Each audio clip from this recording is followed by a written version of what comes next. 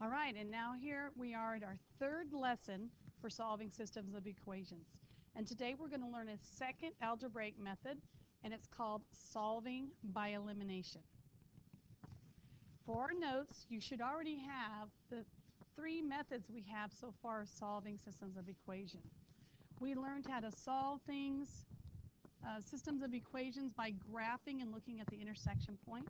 We also know how to put those two equations in our y1 and y2, and we can use the graph or the table to find our solution or our intersection point. And then we learned an algebraic method that shows us how to solve systems of equations by substitution. And remember that this method works well if we have integer or fraction, not integer, but fractional or decimal solutions, or if our equations are set up where x or y have already been solved for in one of our equations, and we can just take that amount and substitute it into the other equation. So today we're going to look at another kind of equation. And here we have a system of equations that is set up perfectly for solving by elimination. Since you don't know what elimination is, let's look at this and see if there's anything interesting that we note about the two equations or when we put them together. Now, while you're thinking about that, let's look at our first hint.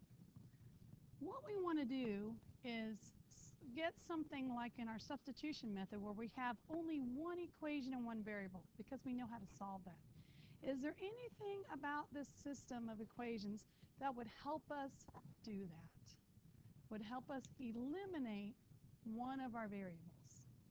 Well, I think you may have noticed now that these two y values, negative 4y and positive 4y, are really a zero pair. So if I were to add these equations together, where I add the left side and the left side and the right side and the right side together, we'd be in pretty good shape. We'd have 4x equals 8, and we would have x equals 2 as our x solution for this system. But you're wondering, can we do that? Well, let's look at our second hint. Are there properties of equality that allow us to do this?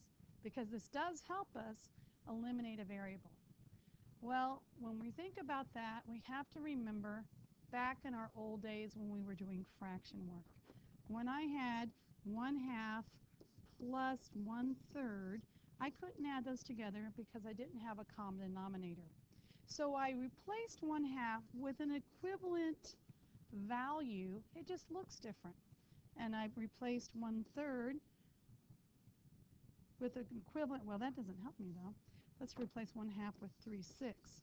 And replace 1/3 with 2/6. And now I can add those two values together.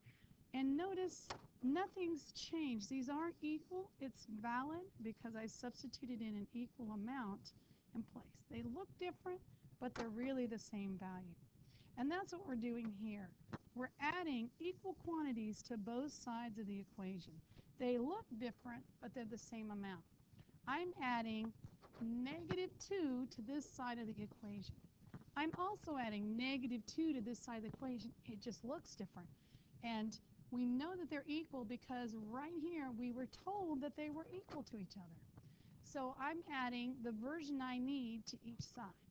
And it also works out really well because my x values and my y values and my constant terms are all lined up nicely in our standard form here. So that helps everything add nicely and we don't make mistakes. So that's something else we want to be getting prepared to do or looking for. All right, well, I'm not done yet because I only found the x value. I have the x part of my answer. What's the y part? I'm going to take this number right here and put it in place of x in one of my equations. I'm going to choose the first one, x plus 4y equals -2. And in place of x, I'm going to put 2. So I'll have 2 plus 4y equals -2. I'm going to subtract 2 from both sides, and I'll have 4y equals -4, and y would be equal to -1. Here's my second answer, first answer, or here's my ordered pair solution. Now let's do that again. Now notice they've kind of got these rearranged a little bit, but I've got my y's lined up, my x's lined up, and my numbers lined up. And we notice again, there's a lovely little zero pair there. our x's are zero pair. So if I just add these equations together, the left side of the left side and the right side of the right side, I end up eliminating my x variable, which is what I want. I want to end up with one equation and one variable, and oh my goodness, isn't this a lovely solution right here? Y equals 4. And then I'm going to take y equals 4 and put it back into my first equation just because it looks a little easier to work with. And I'm going to solve this equation for x. So I'm going to subtract 4, 3x equals negative 6, divide both sides by 3, x equals negative 2. I have my two answers. My ordered pair for my solution is negative 2 and 4. Okay? Of course, the next step would be to plug these two values in, check and see if they're the right answer, if they solve both equations.